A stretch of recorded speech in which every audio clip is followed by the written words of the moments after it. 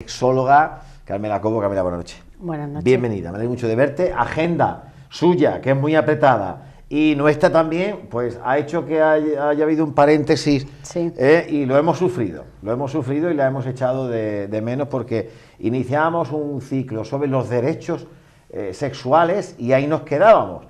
Y los derechos sexuales son muchos e interesantes. Exactamente. Muchos e interesantes, y los tenemos todos y todas. Así que si te parece, pues seguimos con esos derechos Vale. sexuales. Voy a recordar los 4 que ya hemos visto, que era el derecho a la información y a la educación, que vimos hace aproximadamente 3 o 4 semanas, y el derecho a la libertad y a la autonomía sexual.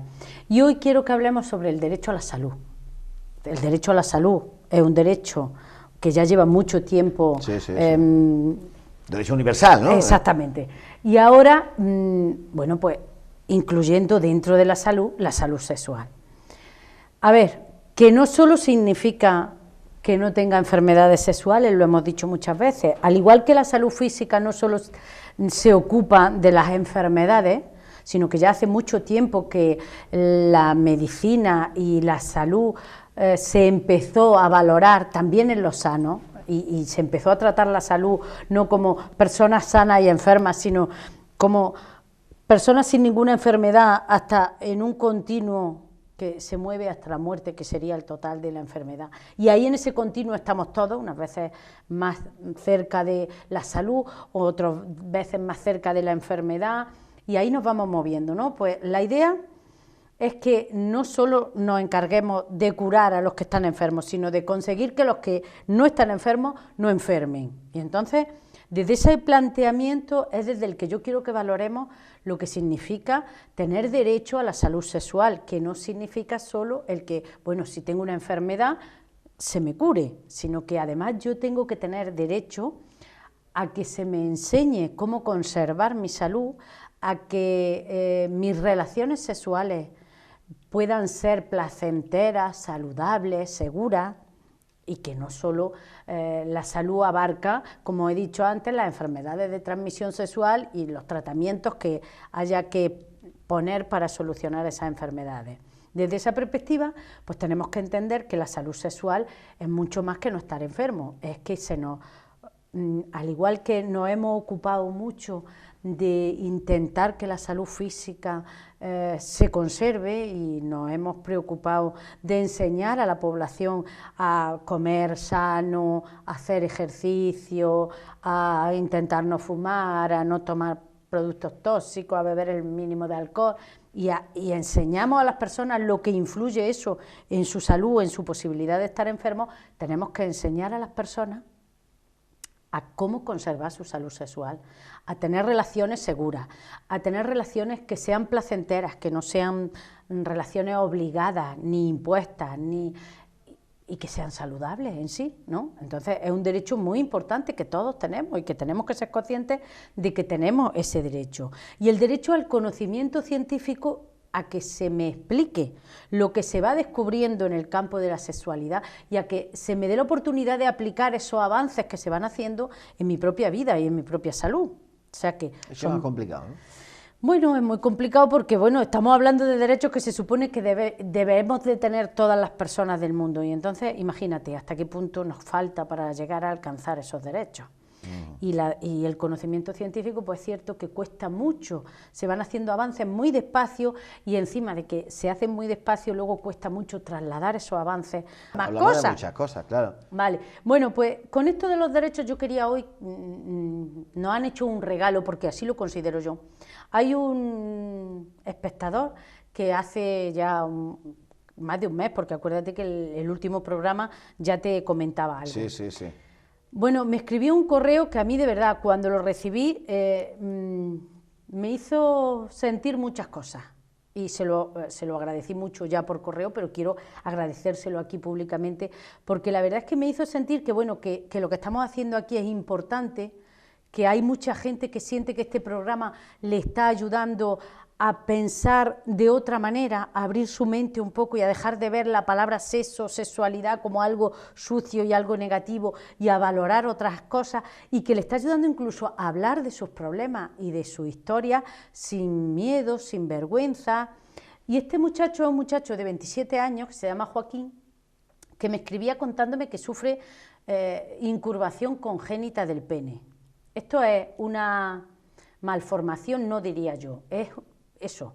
En el desarrollo del embrión se produce como un pequeño error y entonces se desarrollan los dos cuerpos cavernosos del pene de forma asimétrica. ¿Qué quiere decir? Que si los dos cuerpos del pene, cavernosos del pene van creciendo igual, pues uno crece un poquitín más y otro un poquitín menos, y esto hace que el que crece menos tire cuando el pene está erecto hacia su dirección, entonces el pene se encurva cuando está en erección.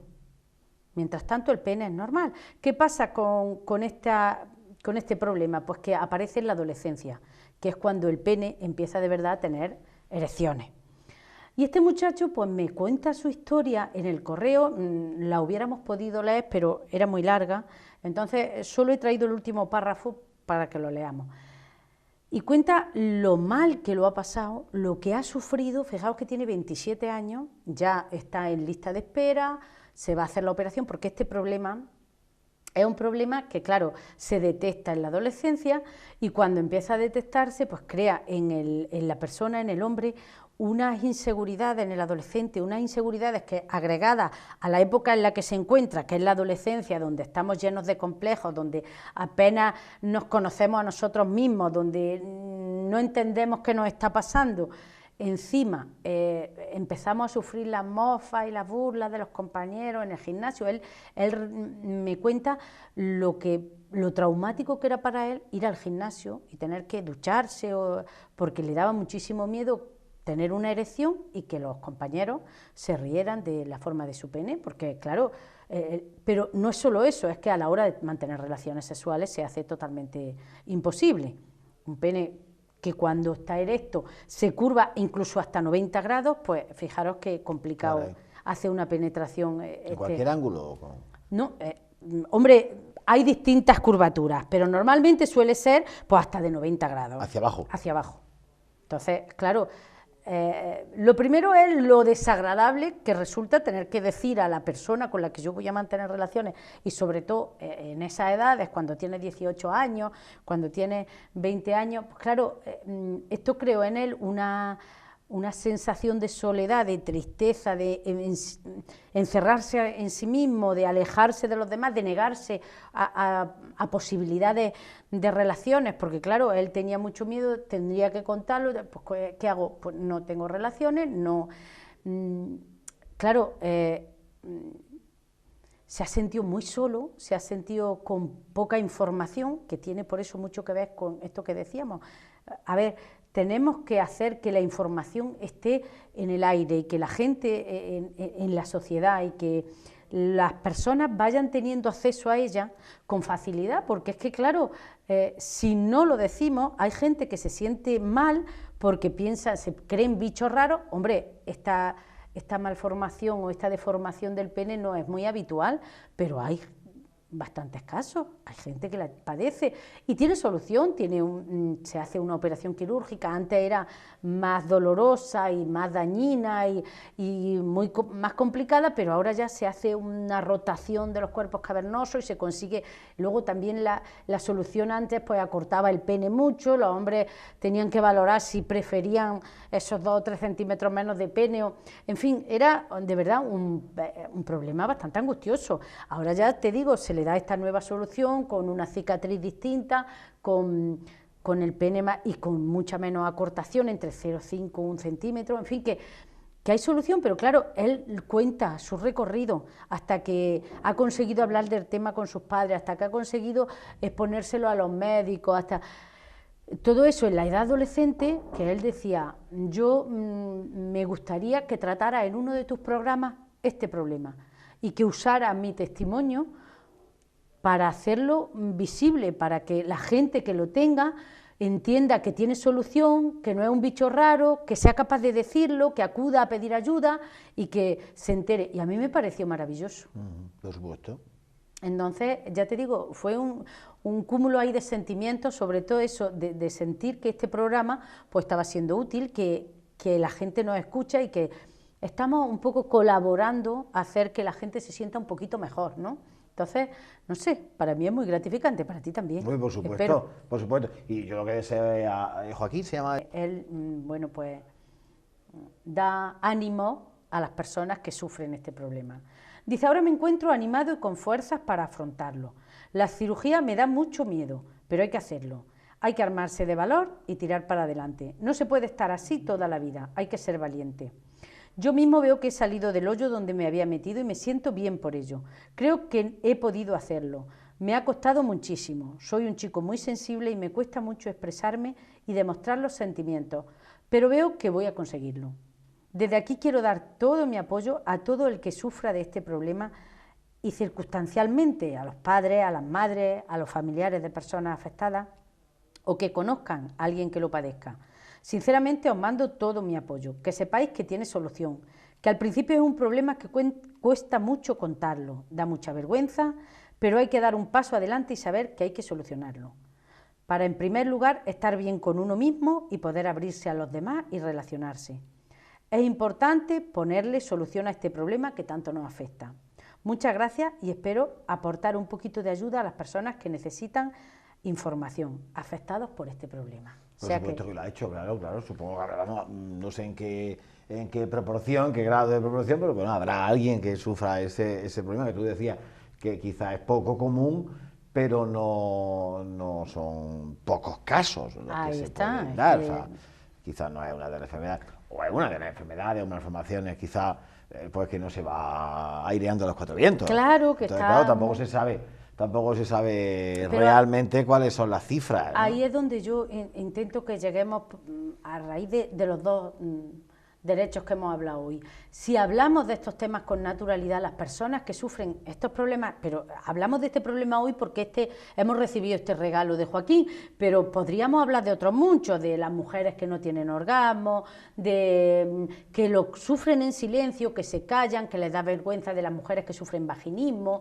y que le dan mucho miedo a las relaciones, hay muchos problemas sexuales que se sufren muy escondidamente porque nos da vergüenza, porque nos da miedo, sí, porque creemos que somos lo único. Los hombres que padecen de eyaculación precoz. Ahí está, que no tenemos que tener miedo. O que no tienen erecciones también, o sea, hay muchos problemas.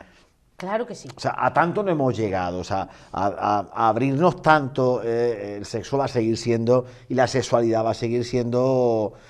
bueno, pues de puertas para adentro, algo muy nuestro. No tenemos problema en hablar de nuestro colesterol, exactamente, de nuestra del azúcar. Pero decir que tiene un problema sexual, no. Pero decir que, oye, que tengo eyaculación precoz, ¿cómo puedo solucionarlo? ¿Cuántas veces oímos a los hombres hablar en grupos sobre esto? Y ya te digo, no tenemos problema en decir que nos han detectado un cáncer, que tenemos un colesterol muy alto, que cualquier problema de salud se habla sin ningún problema, y sin embargo, qué difícil es hablar seriamente y decir claramente que tengo un problema sexual. Nos cuesta la mismísima vida. Claro, como lo hemos tapado, lo hemos hecho algo tabú, pues la gente lo sufre en silencio, aislada, siendo algo mucho más habitual de lo que creemos. Entonces, vamos a intentar un poco levantar la alfombra, airear estas cosas que son completamente naturales, que son problemas a veces...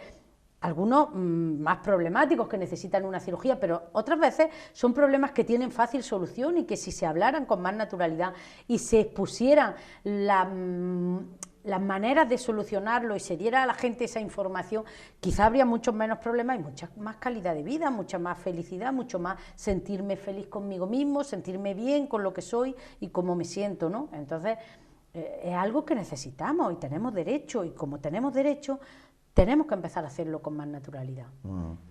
Pues los derechos sexuales, que seguiremos tratando en próximos programas dentro de 2 semanas.